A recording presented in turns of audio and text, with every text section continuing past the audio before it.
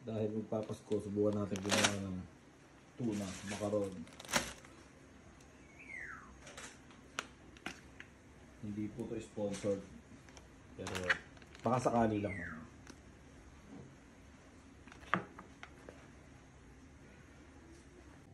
Royal Elbow Macaron, Del Monte Tidbits, Ram Sweet Pickle, Magnolia Real Mayonnaise. Hindi sponsored pero baka naman. Sevilla, California Seedless Raisins, 100% natural. Hindi.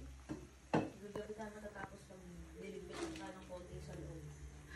Royal Elbow Macaron. Ayaw lumaglang.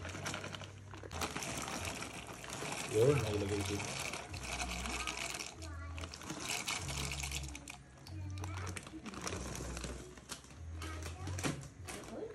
Kalahati lang. Takpan natin.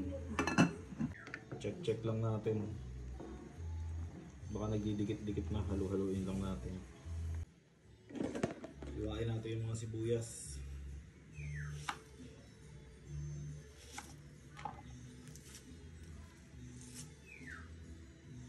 Wala tayong masyadong budget kaya ganito lang nakayanan natin.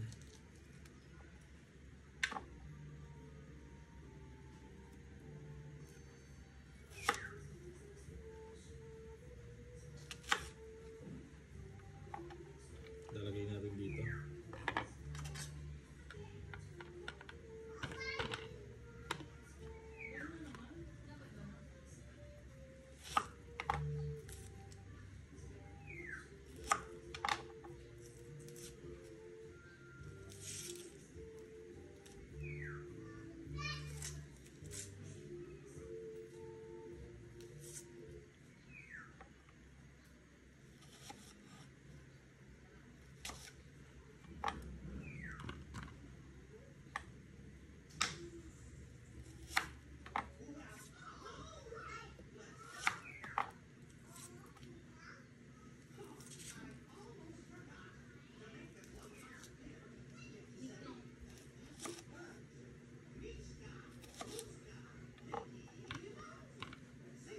Tingnan natin, parang sobra na ata yung sibuyas natin ah.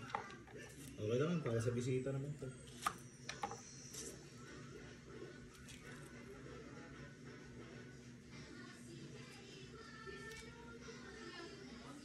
Di pa.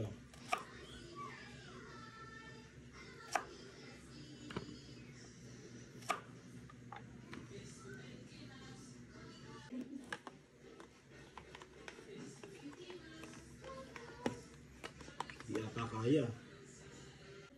Bawasan natin, napasobra.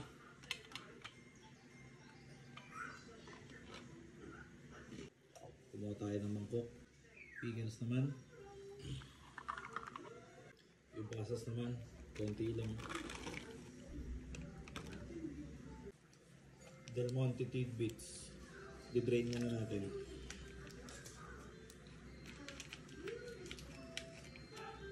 Halika natin yung macaroni. Halu-haluin lang natin. Medyo naluluto na siya. Lagay naman natin yung pinya.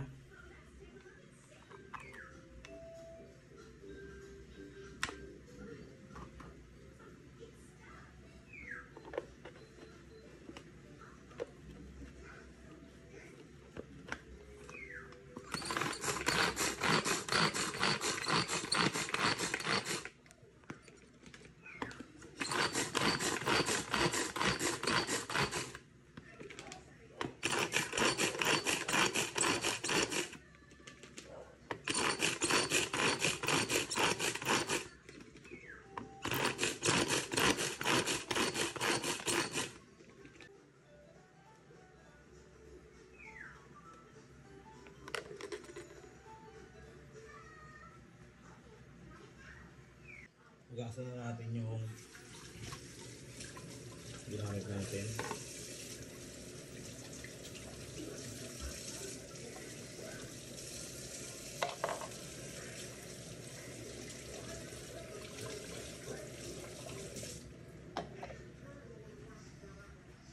So, eto na lahat ng ginawa natin. Magnolia, real mayonnaise. Ta-transition na natin yan para mabilis. Ito na yung ginawa natin. Ta-transition na natin to para mabilis. Sa part na to guys, hinalo-halo ko na lahat. Nilagyan ko na rin ng mayonnaise. Tapos, ayan na. Ito na yung macaroni natin. Papadry lang muna natin siya. Hinugasan ko na rin yan para hindi magdikit-dikit. Ito nga pala sa part na to, nilagyan ko siya ng asin, paminta, para pampadagdag ng lasa. Tapos dito sa part na to, ini-start ko na rin paghaluin yung pasta tsaka yung ginawa nating sauce.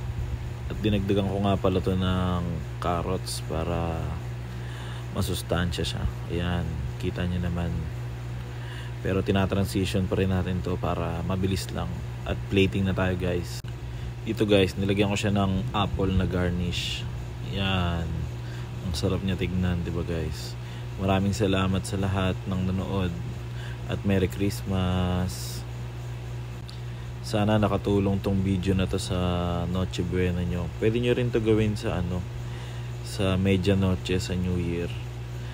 At ayun lang, thank you.